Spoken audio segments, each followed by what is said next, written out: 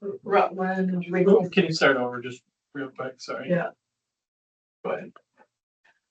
There's a lag. Good evening.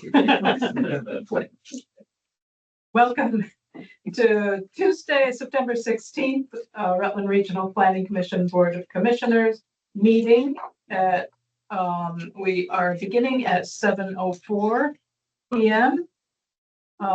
First item on the agenda is public hearing for the Wellstown plan. So is there anyone here to speak to the? We'll wait for the community committee report for the, Okay, so this will open the public hearing to the public. If none are present, we'll close the public hearing and then we'll jump into the. sounds good. So, with the tunnel plan, did you get the updated one, not the original one? Yes. Okay. Yes. The first one was kind of messed up. Yeah, yes, we're very aware of Okay. the issues with the first one. So yeah, we did get the one that was adopted by the select board. Yeah. Okay, is there anyone else to speak to the public hearing on the Wellstown plan? Hearing none, I will move on. Call to order, but I think we did that already. And shall we go through introductions today? Sure. Let's go around the table first, and then I'll have Devin do the screen. I think she see it best. Mhm. So starting, Karen, can you start? Karen Hill staff. Thank you. Mary Case Gaza staff. Abby Bradish. Town hall. Oh, Chittenden. Thanks. Thank you. It's okay. Karen Schneider, Brandon, Sarah Pelkey Polney. Ethan Peppin, staff. Jim Marsh, Rutland Town. Brandon Gilman, Wells. Joanna Stoddard, Danby. Dave Aware, Rutland City. Clarendon. Laura Black, Shrewsbury. Devin Neary, executive director. Judy Gilmore, Tiverton. Robert Gibbs, Hubbardton. Larry Corsell, Mendon. Online, we have Ann Reed from Pittsburgh, Demetrio Gagnon from Rutland Town, Jessica Metcalf from Mount Holly, Linda Linton from Paulette, Will Austin from Killington, and of course, our friend Lyle Jepson from Cedar. Thank you all for joining us. Great. Next item on the agenda is approval of today's agenda. Is there a motion to approve the agenda? I'll make a motion to approve the agenda. Thank you, Dave. Second by Bronson. Thank you. All in favor to approve the agenda, please say aye. Aye. Thank you. All approved. And again, we're open to the public. We just can't get enough of them. Very quiet. So we'll close the session to the public and move on. Whoops, I jumped there. I missed the minutes. Thank you, Larry. July 15th minutes. Can I have a motion to approve the minutes or any need to discuss or make any changes?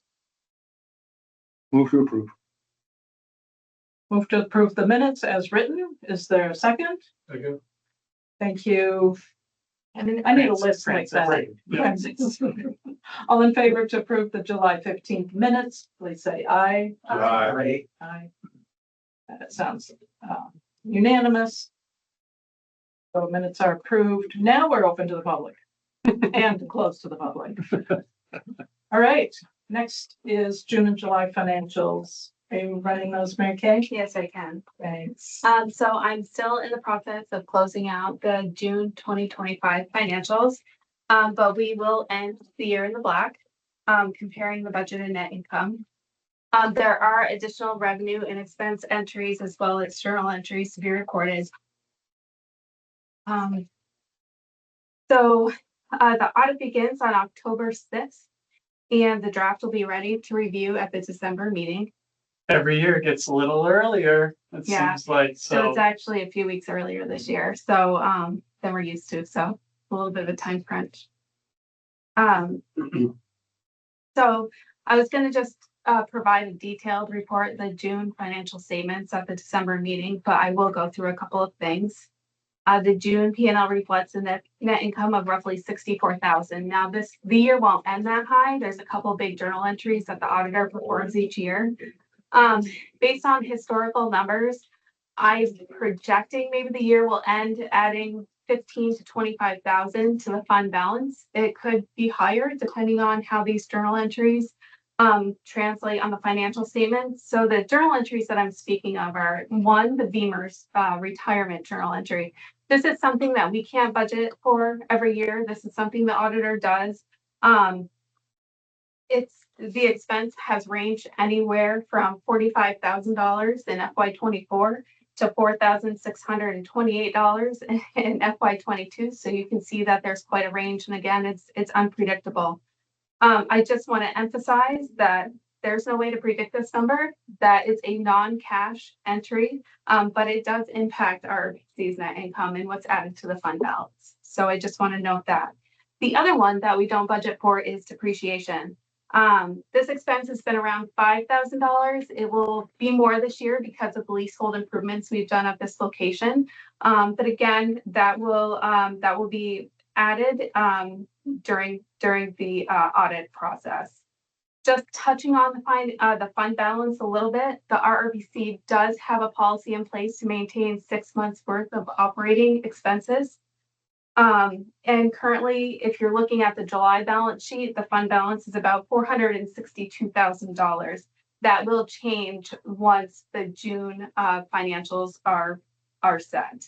But just to give everyone an idea, 6 months of just salaries, FICA, and benefits alone are higher than RRPC's current fund balance. So we have more room to add to that fund balance, but I do want to say, RRPC's done a really good job to add to that reserve over the years. Just a couple of revenue. I mean, a lot of these highlights I have already reported on over the past month, so I'll just report on maybe a couple new ones. So on the revenue side, line 403.5, Vermont's Department of Environmental Conservation.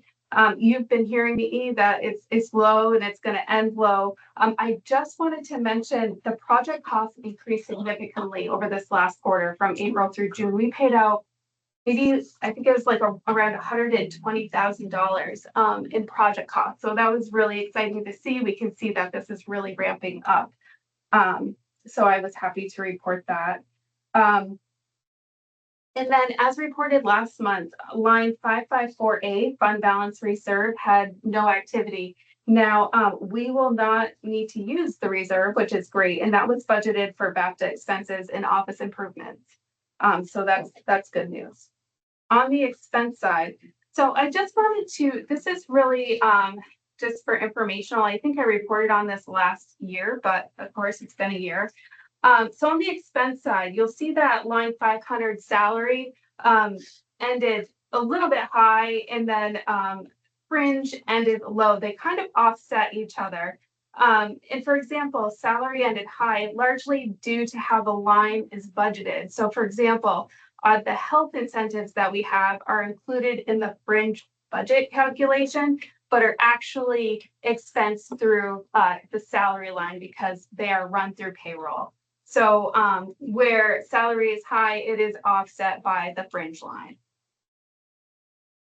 So that's my report for June. I can answer any questions that anybody has. If there are none, I can move on to July. Okay, I'll move on to July. 1 month into the fiscal year, so not a lot to report. But the July P&L reflects a net income of roughly $123,500.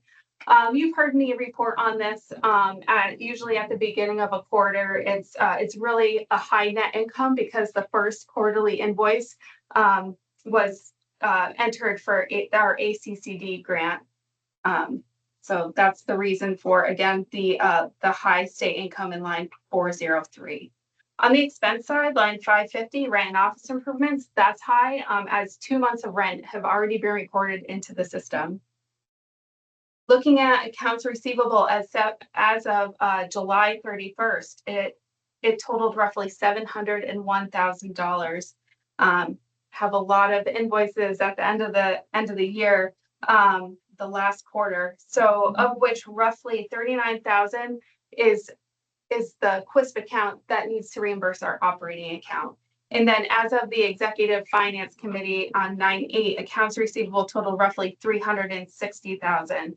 of which roughly 39,000 is due from QUISP account to operating account. So you can see how, how much we got in during that short amount of time. So accounts receivable is in good shape. And that's my report. Thank you, Mary Kay. Any questions for Mary Kay? Okay, moving on to Executive Director report. Devin? I'll just highlight a few items. You guys have the document in front of you, so I won't read it verbatim. The first is we completed our 2 focus group meetings for the Leahy Institute's VERTA project. So that's the Vermont Evaluation of Rural Technical Assistance. So each region in the state hosted 2 focus groups. And this is a project between UVM and Agency of Commerce and Community Development that was legislatively mandated to evaluate how service and program delivery is happening, especially at our rural level. So we had a ton of really strong municipal officials in those conversations, some of which are here tonight. So my first and most important comment is thank you for participating without offering that advice and experience. We really don't have a voice in that conversation. So I'm really excited to see the outcome and how RPCs can position themselves to meet these growing demands for a town. So thank you for that. Have you heard anything about the meeting in November?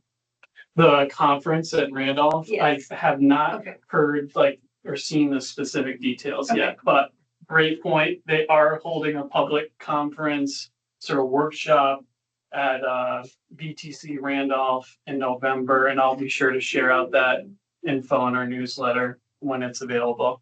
There is a website, it's very bare bones. If you're interested in learning more, just Google VERTA Vermont and it will pop right up. Lyle, do you want to make a plug at all for regional priority list, project priority list? You are muted, sorry. You and I are going to be sitting down shortly and coming up with that process. I think we're doing that maybe next week or the week after. We'll be opening that up to communities or businesses to add to that. There is a process and application for that. What it really does, and probably already know this, so I'm just going to be repetitive here, is that being on the priority project list provides points for grants, specifically the NBRC, Northern Borders Regional Commission grant. And so as the Northern Borders group looks at things, they will look to see, is it a priority in the region? And as determined by the Planning Commission and our organization. So it's a pretty important list, and we come up with at least 10 projects. And some of those projects that are on the list now you would recognize, like the Paramount Theater or the Center Street project that will support the hotel. It's those types of things that get on a priority project list. Awesome, thank you, Lyle. So yeah, be on the lookout. It will be in our newsletter. Cedar will be sending out materials too. I know some of our municipalities have been interested as well with water, wastewater, and development projects. So huge opportunity there. Otherwise, it's kind of that swing into grant season again. We've got municipal blending grants. We've got transportation alternatives, better connections, municipal highway stormwater mitigation. We're getting fire hose with grant notice of funding opportunities right now. So please be on the lookout and reach out to us if you're interested in applying. We're happy to support those applications. But as we always are, it's sort of first come, first serve. So those early birders get on the horn, and we'll have a better opportunity to get projects in and completed. So pay attention there. Can I Yeah, just go jump ahead. in, Devin? And it's not just huge projects. Yes, we've got a project like the hotel that'll be a $30 million project, but it can also be a $500,000 project like the Benson store. And so we really are open to small communities requesting what are really big projects for your communities. Yeah, thank you, Lyle. That's really important. Ethan's also working with V-Trans to host a complete streets training in West Rutland on October 23rd. There's several being held around the state, so we're one of the host RPCs. Maggie's continuing her work with the Rutland Regional Disaster Cooperative, holding a sub-regional tabletop with Benson, Caston, Fairhaven, Hubbard, and Sudbury and West Haven in October, on October 15th. And then lastly, just to highlight, our VAPTA retreat was last Thursday and Friday in Ludlow. It was my first opportunity as chair to not only design but lead the retreat. And I feel like it was really successful. We have a strong vision and strategy for this upcoming year, especially important sort of considering federal uncertainty and how the state budget will be formed. So a lot of work to do within the state and within our town. So really exciting stuff. Any questions, thoughts? Other things not highlighted in here, we're in our newsletter. Please, if you're not subscribed, take a look. Thank you, Devin. Okay, next on our agenda is the regional plans. Okay, we are at our major milestone, folks. Believe it or not, 2.5 years in the making. We are ready to submit our draft to the Land Use Review Board for the first ever pre-application review. So we're the first RPC in the state to hit this milestone. We've been coordinating with the Land Use Review Board extensively over the last few weeks because the application process and materials are significant. We have a 30-page report just on reporting how we've achieved statutory goals within our plan. So it is not a trivial pursuit. Thank you. Pun intended.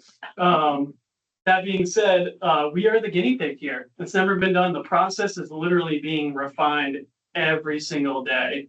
So it is a 60-day statutory review by the Land Use Review Board and by 6 partner agencies: Natural Resources, Farms and Markets, Transportation, Public Service Department, and Emergency Management.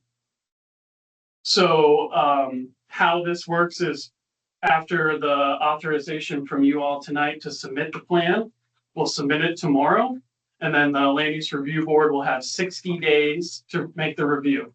Now, one exciting thing that they're doing, which I'm really proud of them for prioritizing this, is the LURB is going to hold a public hearing in the region that's submitting the application each time that happens. So right now, our public hearing is scheduled for October 16th at the RRPC. Now, the agenda and all the details are not yet posted. We're still fleshing those out, and I will definitely be sending out plenty of notice to all of you so you're aware of it. One cool thing about this is there's a field trip component. So the Land Use Review Board wants to see our future land use mapping in action. So we're actually chartering the bus to take us all around the county and look at downtowns and village centers with the Land Use Review Board. So that will be a mobile public meeting, which, as you know, they do all the time with DRBs. So look out for more details on that, specifics on time, but it will be here on that date. So I did include in a link within my report to the Act 250 and Land Use Review Board website. All the materials and agendas there. Everything's very publicly facing, like we've been trying to do. So everything that they review is online. So our plan itself, hopefully all of you have seen, we've been trying to blast email as much as possible for folks to be aware that the full draft in layout is done. So number one, this still is a draft, right? We still have to go through this land use review board process and then multiple public hearings. So remember, we're not looking to adopt this until April. So we're going to take the feedback as it comes and make adjustments that are necessary. So on our website, Rutland, I'll do this every time. You guys are gonna be so sick of it, but that's okay. on our regional plan website. RLNRPC.org/plan 2026. Right, top front and center is the full plan in PDF. And we've even broken down each chapter for you if you don't want those huge files. We've separated the engagement report, equity analysis, the targets, and then both versions of the future land use map live here, the PDF or the web map. So please take a look. Take the 60 days that the land use review board is using to also do another review. This plan has not changed in substance from the last time you saw it. It's just now in layout. But it is a really good chance for us, for the board, for everyone to sort of take another fresh look at this before we go through our first hearing process. Biggest thing I gotta say is, one, thank you to the staff. The level of effort into this plan, I just cannot understate it. It is a massive undertaking.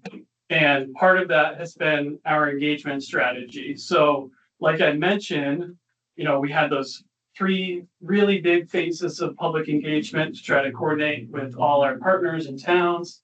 We're going to try to maintain that same level of engagement throughout the adoption process. So although statute only requires us to have 1 public hearing for the plan, 2 public hearings, first and final, we're going to be warning our first public hearing in mid-December and hold the first one in January, where we're going to hold 4 supplemental meetings around the county. So we're going to be asking some of our towns, hey, Pulteney in your sub-region in the Southwest, what do you host? And hey, Chittenden or Brandon, what do you host in the Northeast? So we're going to be asking to try to get out and meet people where they're at, not just make them come to Rutland to our office. So if all goes well, we're going to maintain that same schedule we laid out when we launched this process in October 2023. Any questions? Is there a search capability on the PDF? Yes. I used it earlier. Not only a search capability, but also a linkable table of contents, so you can pan around the plan really easily. I couldn't find it. I had to download the PDF and then look for it. I didn't see where it was easy to do online, but in the PDF, I was able to do it. Sounds like a secret search. We don't want that. Try downloading it and see if you're having the same result. I know Adobe, we have been struggling with internally, so maybe there's some technical issue there, but it should be searchable like any other PDF. Why don't you print it for us? There's some of us who still like to read. If you make God damn, if I'm gonna look at a computer screen at that way. anyone who makes a request will print it. Just bring a backpack because it's 450 pages. Big deal. But if you want one, we will print you one. You're a good man. Thank you. You bet. Okay. One thing we will be looking for tonight is a motion to authorize to submit it to the land use review board, but that comes from a recommendation from the executive committee. So I'll just bin that Next item. until we get to that piece. Yeah.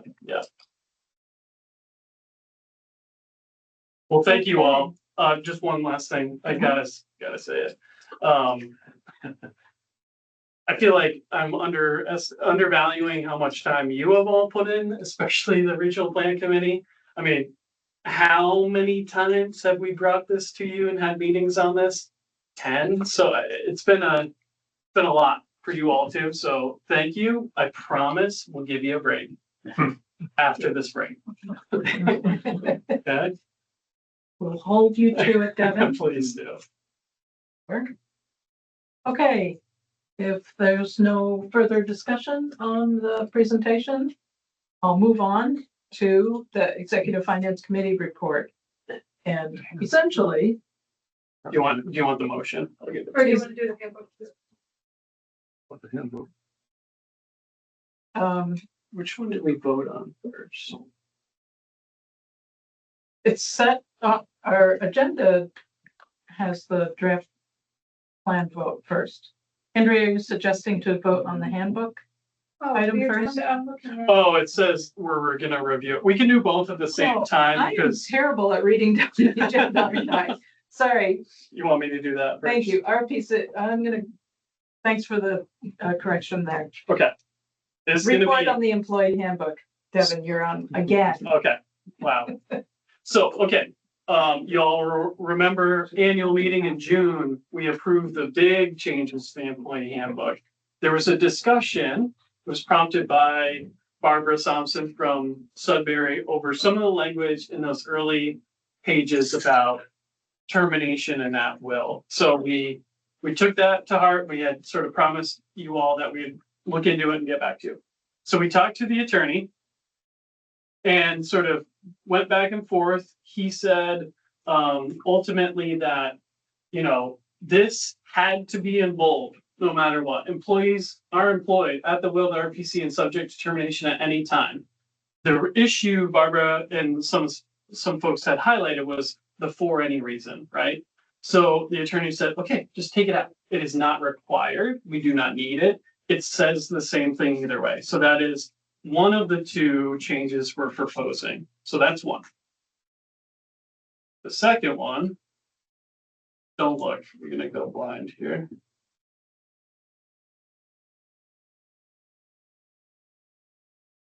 I'm sure I'm wording it. Okay. The second one is just adding a missing piece to the paid parental policy. So if you remember in June, we sort of said, okay, any paid leave policy, paid time off will accrue during that period. If it's unpaid, it won't accrue. So we had just forgotten to add this and make it consistent with all the other provisions to say, okay, paid time off, you accrue. Unpaid time off, you don't accrue. So this just aligns this new policy with every other one. So those are the two changes that we are proposing. Do we technically need these changes right here, right now? No, but you know, it was recommended that we do them and respond to a request from one of the commissioners. So typically we don't tinker with this document all year. We like to do it in June and set it and look back at it. But you know, if you guys ask us to do something, then we chase it down. So that is all we're proposing for changes. Questions or comments on this? Pretty straightforward. That's also, this is why it wasn't in the packet. I was thinking of you, Bronson. I'm like, does somebody want to print 65 pages for 2 lines of change? Probably not. So that's why I figured we just deal with it right in person. So can you read that red language? Yes. I'll give you that one more time. I didn't mean to insult you by saying, can you read it? Would you please read I it? will. Employees. Yeah. Catch up here. That bigger. Employees on paid leave continue to accrue vacation and sick time during the period of their paid absence. So anytime we have a paid leave policy in this handbook, this statement exists.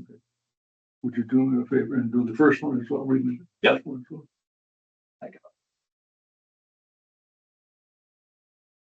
Employees are employed at the will of the RPC and are subject to termination at any time for any reason with or without cause. We remove the for any reason.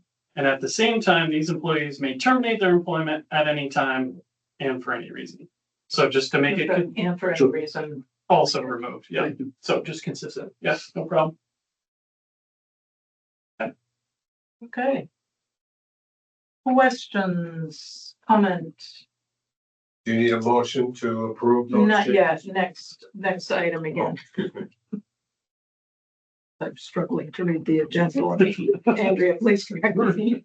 Okay. I got it on my phone, but it's not very big. So right here.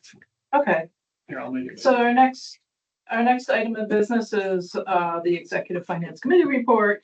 And essentially, we went over all of these items, reviewed the handbook, reviewed where we're at with the regional plan.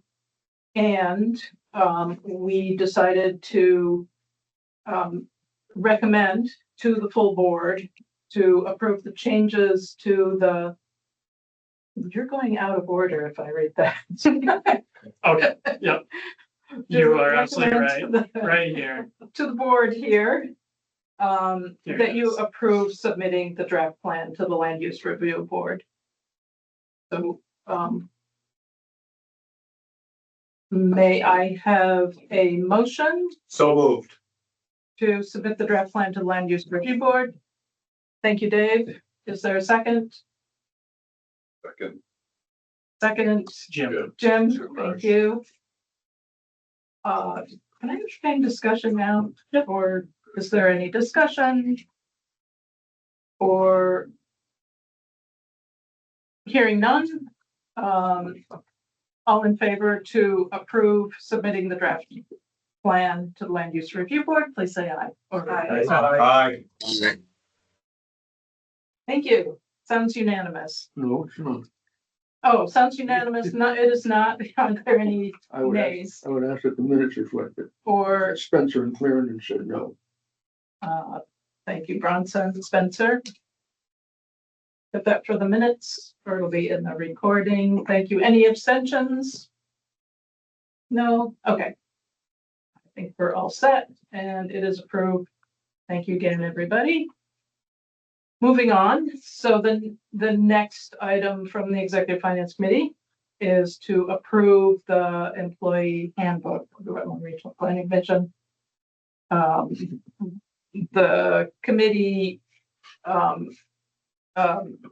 wanted to bring to the board to ask you to approve the employee handbook. So is there a motion to approve the current employee handbook as Devin just presented? The motion that we accept the additions. Thank you. Is there a second? I'll second. Thank you. All in favor to approve the employee handbook, of the Rutland Regional Planning Commission, please say aye. Aye. Any opposed? Any abstentions? The handbook is approved. Thank you very much. Moving on, regional committee report. Sarah, I think you're presenting. It's me, yes, thanks. So the regional committee met today at 6:30. Chair Berner led the meeting, but she had to leave, so I'll do the report. We reviewed two projects. One was an Act 250 project for the redevelopment of the auto dealership that's located at 86 Squire Road in Clarendon, Vermont. The committee reviewed the full Act 250 and for conformance with the regional plan and is recommending to the full board that we submit a letter of significant regional impact with conformance to the regional plan for that particular application. The second project was a section 248 application, section 248 45-day notice in the town of Fairhaven. It's a 4.99 megawatt solar project that has been warned through the 45-day notice. And the committee reviewed the preliminary application materials as well and had concerns related to the siting on prime ag soils, the lack of a decommissioning plan in the application, in the notice, and the potential for not aligning with the bordering project of the Quest, so the Clean Water Service Provider. There's a project located just to the west of the proposed project site. So the committee did not, or sorry, we are asking the full board to allow the RPC to send a letter identifying those things in the 45-day notice for that particular section 248 application. That's it. Did I get it all done? That's perfect. Okay. Thank you, Sarah. So can I have a motion to allow the RPC to send the letter with the questions as noted? You want to package those up as both letters? Act Okay. 250 and section 248. So, all right, I can say it again. So, we're recommending to the full board, approval of the, a letter of significant regional impact, and conformance with the regional plan for the Act 250, project in Clarendon, and, a letter regarding the section 248 45-day notice in Fairhaven, with the letter including comments related to prime ag decommissioning and alignment with the neighboring Quest project. Spot on. Beautiful. Is there a motion to All of that. It was a motion. Can you do the motion? That was a No, I- motion, wasn't it? There was a motion, wasn't it? I didn't motion, I just No, said that that we're was looking the for seeking description a of it. motion from the committee, We're from the full board. looking. So you just made it, Jim. Nice job. Yeah, you didn't even know us, did you? True, Jim has made Yes. the motion I make a for motion. both the I Act so two moved. fifty and the Act 248 as Sarah described, but I'm not gonna vote either.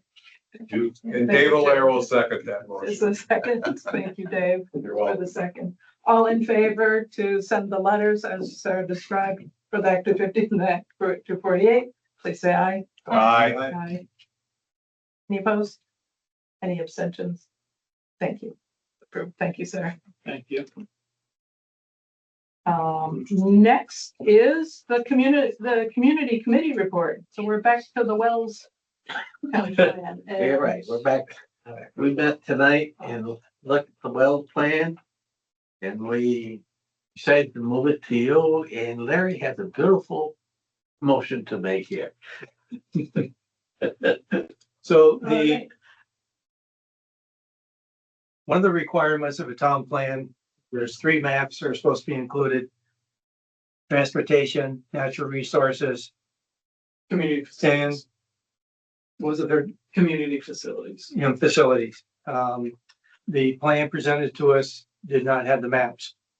Some research found out that there is a broken link. I guess on the Wells side, the maps were sent. They're available. So, we wrote our motion up to make you fully aware and for us to be transparent of this situation happened. And what the Wells Select Board wants to do is entirely up to them. But, so I'm gonna make a motion here. And motion to forward the Wells Town Plan and confirmation of the planning process to the full Board of Commissioners with a recommendation for approval, noting that there was a broken link in the plan presented, and Rutland Regional Planning Commission staff replaced the broken link with an appendix containing the maps. Yeah, so just, this was a hyperlink in the plan that was a dead end, and it went to your website, Francis, okay. with your maps on the website. I don't know what happened, but yeah. So we don't know if it's not corrected yet, or No, will. This first I heard of it, so I don't know. Oh, got it. so we would Yeah. want to send Okay. it back to the town and say, hey, your link is broken, you'll want to fix Right. that link. Right. But you're proposing that, the board make a motion to approve the plan, In the planning process, correct? knowing that the link is today broken and hopefully tomorrow corrected. Right, and the maps are there. They are public. Okay. They're all public, so. Yeah. It's a weird, Oh, okay. it's kind of a weird situation. If Yeah. you go to the Wells website, you can find the maps, but if you click the hyperlink of the town plan, it just doesn't Doesn't do Doesn't, anything. oh, Yeah. go to them like it's supposed to. Okay. oh. Italy, yeah. Yeah. I will check on it. Right, right. Yeah, So we'll that'd we'll be help you fixed, out. but, yeah, seems to me that's fine, as long as the documents are available. Anyway, the committee is asking for a motion from the board to approve the Wells Town Plan. I made the motion and then it was second. Oh, you did? Yeah. Yeah, who seconded it? Yeah, I read the motion. That, all right, and you seconded it? All right, all in favor then? Aye. Aye. The Wells Town Plan, aye. Thank you. Any opposed? Any abstentions? Okay, what is next on? Commissioner Roundtable is next. Are we doing it? How about? I'm gonna put it on this agenda every month, no matter Yeah. what. Well, first, can I ask, does anyone want to present a story of interest from their town that, would pertain to all of us and anyone want to step forward? Otherwise, we're gonna do the around the table, I guess. And it's Oh, already, Larry's got some good. Larry, Yeah, Larry, in Mendon, for years, we've been Oh. trying to slow down the speed limit going through our village. It's separated by Route 4. And we have been successful. It's a state highway with federal designation. They don't like to slow down traffic. The speed limit is 45 miles per hour. Data will show that. That means they're traveling 50 to 60. A member of the Mendon Planning Commission started working on how to approach this issue, getting it reduced down to 40 miles per hour. He contacted me. Then I contacted Devin and Ethan, and the two of them worked together on a really, really good letter, which I forwarded. Then it went up to the Public Safety Commission. Ethan really took charge of getting all the data that applies to lowering the speed limit. The hearing was last week, and I think you attended that hearing. And I want to thank you very much because you were successful. The Public Safety Board will now lower the speed limit from the Rutland City, Rutland Town line through the Village of Mendon. So we finally got it lowered. So it's 40 now, so that means it'll get down to 50. Did you have to do a traffic study? We tried that in Wells to do it, then it's just, it's almost impossible to try to get it done in Wells. Yeah, so this shows you how difficult it is. This Mendon project actually started when I was still a transportation planner. Well. And they approached us on wanting to create a proper village, and part of that restriction was the US 4 constraints. So we got them a grant to do a scoping study, which included some traffic analysis, and then using that scoping study as sort of a launch pad, we then proposed this change. Let's be clear too, the Traffic Safety Committee typically does not vote out of favor with their engineer. And the engineer recommended that the speed limit not change. So the fact that it changed over an engineer's recommendation is a significant win for a town like this. The only other time I've seen this happen was at the intersection of Route 3 and Cornhill Road. On Route 3, the town of Pittsburgh got that lowered. Similar reasons. So, big kudos to Ethan. And if you want to add anything, please go ahead in terms of how a town might go about something like this on a state highway.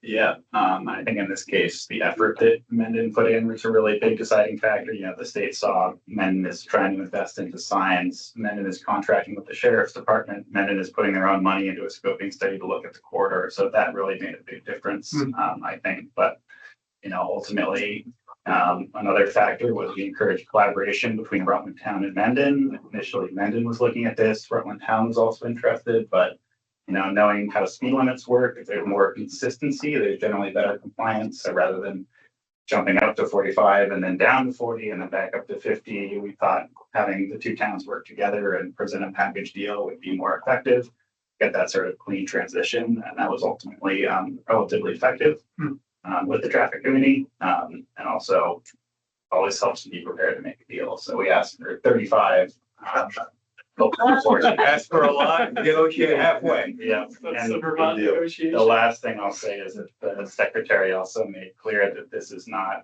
the end of the story, that this area of Route 4 is an area of concern. And ultimately, when they come to repave the area, they want to look at, really doing more of a comprehensive look through things. So this is sort of something they want to do now, but, the tension's definitely on the corridor, and they wanted to act in the short term, but they also made a commitment to act in the long term. So That's very interesting. definitely good to hear, because it's been a corridor of concern, I think, for a lot of folks in our region for quite a while. Yeah, and I feel like a lot of our towns who have state highways passing through them that are not class 1, the feeling can be that you're helpless, right? That you have no jurisdiction, that the state is mandating what is happening. I think this is a prime example of when you put the effort in, do the community-based planning, you can get the result you're looking for. We also had that same thing happening in Cuttingsville, right? Yeah, I was That gonna was a say, significant Shrewsbury effort. recently Yeah. had the speed limit lowered. I wasn't involved in the process. I'm sure you know much more about it. Yeah, that was a lot. That was What happened there. years in the I think making. people were very surprised that it actually occurred. Like in Wells, you're familiar, the Route 30 comes into Wells by. You and I met with the traffic engineer that day, a bunch of us, yeah. And you know, when it comes around the corner to the storage right there, and people, of course, the summer was late, everybody's parking everywhere's down there. People come around, you can't see it come out, and we had a fatality, you know, a couple of months ago, or a month and a half ago. We got a motorcycle to come in and hit a car because that's can't coming out see. westbound South Street, coming out, you can't see. Yeah. And you have people come around that corner. So I know we had the village designation, so I think we can might give a Continue to little look. to slow that down, but coming on Route 30, coming around that corner, you can't see. I mean, you pull up, they're there. I mean, there's been numerous accidents there. Yeah. Yeah, and that is the heart of your village, Yeah, right at certainly that is. point, you know? So Town of Mendon, thank you. Rutland Regional Planning Commission and Route 4 having a federal designated highway is even a taller order. Yes, that's way different than. Way different than a state highway. Yeah. They go racing by my house and I'm gonna get a paintball gun. Bring it down to mine It's when a you're good done. idea. And when will it start? So I can let my kids I know. don't Good point. You know, Trying to keep how those long will I insurance kill a premiums kid? low. When you see the blue lights behind you, it started. Larry, that was perfect. Anyone else have anything? I don't think I could top that. Great story, yeah. That's a great story. Discussion. Congratulations to Mendon. Thank you. Any problems, issues you want to pose to the group? I'm sure Lyle's got a few things for us. Always does. I'll circle over to Wow. Dave Allaire, who I know would love to talk about the fact that he wishes everybody in the room was a Rutland City voter, because on October 7th, we have the opportunity in Rutland City to vote for a bond. And quite frankly, this is going to be a game changer for the city and the county.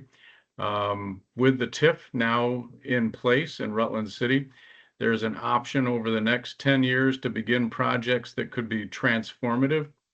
It can eliminate blight. It can really support infrastructure. And so I know Dave's got a big sign on his front lawn that says vote yes. Thank you, Dave. There's one on my lawn too. I think there's one on every alderman's lawn saying vote yes for this. I'm not going to say it's free money because it's our money at the end of the day. But the nice thing about the money that will be generated is it will stay in our region and it won't go someplace else. And so we're excited by that and what this bond will do. So if you know people in Rutland City, tell them to go out on October 7th and vote yes, because what this bond will do is it will support infrastructure in downtown Rutland that the taxpayers are going to have to pay for anyway. And this is an opportunity for them not to have it be on their property taxes. So it's a long story as to what the TIF is, and it's not free money, but it will keep property taxes down and it will get infrastructure built and it will be transformative because of the businesses that are going to come to Rutland City. So if you want me to come in sometime and be a cheerleader with the pom-poms and the whole thing, I'll be there. This really is Rutland's time. Dave's been behind it. Thank you, Dave. And there are a lot of people moving forward on this process. So I'll stop there because I'll just stop there. Well, Lyle, if nothing else, thanks for the whoopie pies this weekend. We It was a had- great we- festival. We had 20,000 whoopie pies in downtown Rutland, and I don't think there are too many left. We had thousands of people downtown. It was a great event, and if you showed up, thank you very much. What it really was for us, and there was and I'm sorry, I'm going to go on here for a minute, Devin, but there No, was please. a priest who was downtown on Saturday during Whoopie Pie Festival, and I walked up to him, and he had tears in his eyes, and it was almost as if he was talking to God when he was talking, and he said out loud that this is the way life should be. Look around. There are kids, there are families, there are people having fun. They're in downtown Rutland. It could have been any of our communities in the county.